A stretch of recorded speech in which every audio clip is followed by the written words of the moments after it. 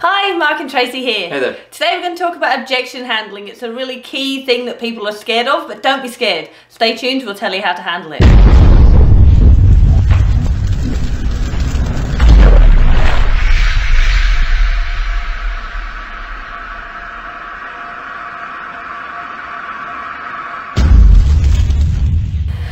Hi, Mark and Tracy here. Hello. Today we're going to talk about objection handling. As I said, it's something people are really scared of, and they're not, but that's mainly because they're not sure what to say. So we're going to take you through some things that will help you know what to say when you get an objection. Yeah, totally. As Tracy said, it's something you're likely going to encounter in any business, you know, but in network marketing, you're going to encounter objections. It's just part of the business that we're in. And the first thing we want to suggest to you is that someone with an objection is actually a good thing. It means that they've actually engaged a little bit in the process. You know, the process of network marketing is simply to expose, you know, convert, and so on. And depending on where you are in that process, but someone who has an objection means that they've actually taken some level of interest in what they've seen or what you've, what you've told them. So recognize first of all that someone having an objection is actually not a bad thing. Absolutely. If they just say no, thank you, that's it. You've got no further conversation to have. If you've got an objection, then you've got something to discuss. Yeah. So, and the other point there is obviously at what part of the process did they raise that objection. So again, the recruiting process is a process, but what I mean by that is, you know, you've got the exposure, okay, right at the beginning, you know, and then you lead them through to the actual conversion. So you may initially speak to them to see whether they're open to looking at something, and then they may view a presentation and what you have to offer, and then you may have a discussion, and then obviously a conversion. So that's obviously a process, okay, that you go through to recruit somebody.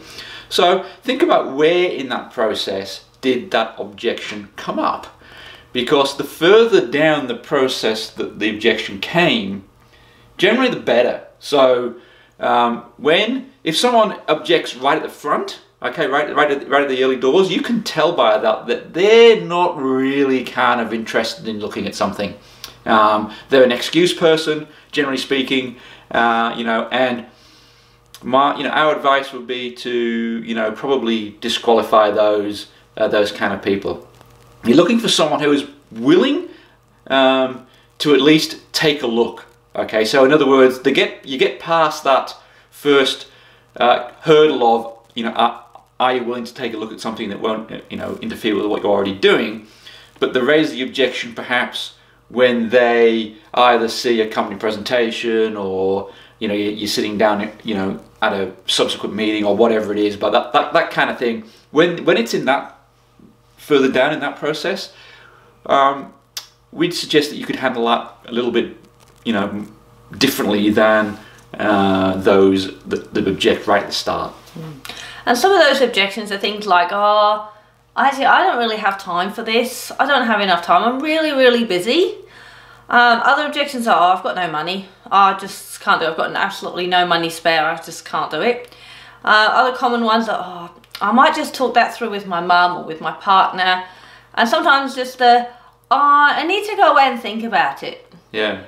So what are you going to say? That's right. So realise, as Tracy said, there's 4 common objections really. When you think about it, they're the 4 most common ones: time, or lack of time; lack of money; I need to go and ask someone else; and I'll just, you know, the throwaway line, I'll think about it. What we suggest, because you know in advance the objections, is you develop 4 stories. So what we call a play button, okay? That's what we term it in the industry. So it's 4 responses to those common objections, and those responses are based around a story. So, you know, for example, the lack of money objection. You know, you may develop a story around that. So, you know, how does that make you feel? I know exactly how you felt, because before I started network marketing, I had no money, I couldn't afford this, that and the other, I didn't have the freedom to do that, but since I got into network marketing, this is what's happened.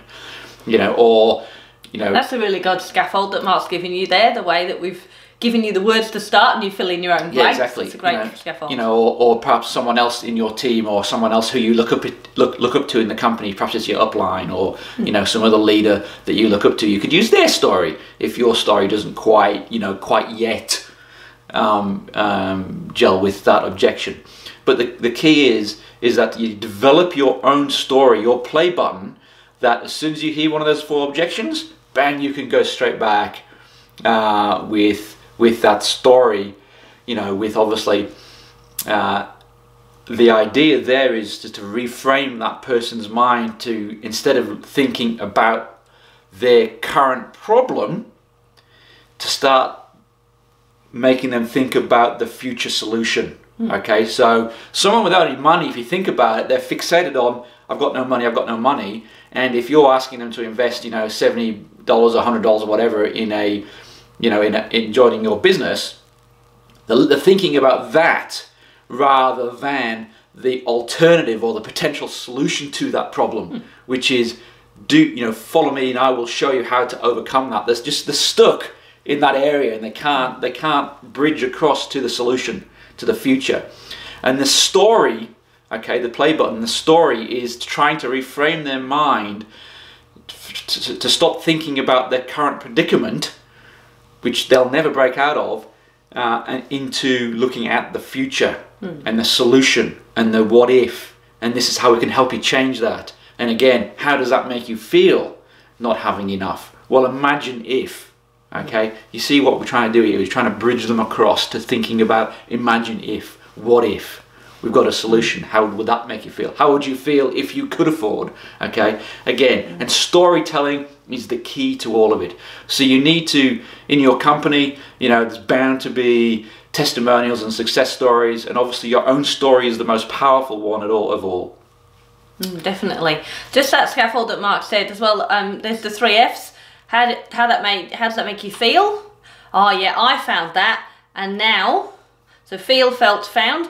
How do you feel? I felt like that, and I found that this happened. So those 3 Fs are really good key scaffold words as well to have in your mind. So how does that make you feel? Yeah, I felt like that, and expand, and then, but what I found was. Yep. So they're great keywords. Okay, so hopefully that's helped you a little bit about how to handle objections. Again, don't be scared of them. You know, be thankful for objections, I guess. So we hope you found value in today's blog post, today's video. As always, if you found value, please feel free to share with any team you have. Again, and we'd love to hear your feedback, so please comment below. And if you, again, we'd like to just to share with you, if you're struggling to get new leads for your business, then download our free video, 20 sources of new leads. So it's some great training there for you as well, so make sure you check that out. And we'll see you on the next video. Yeah.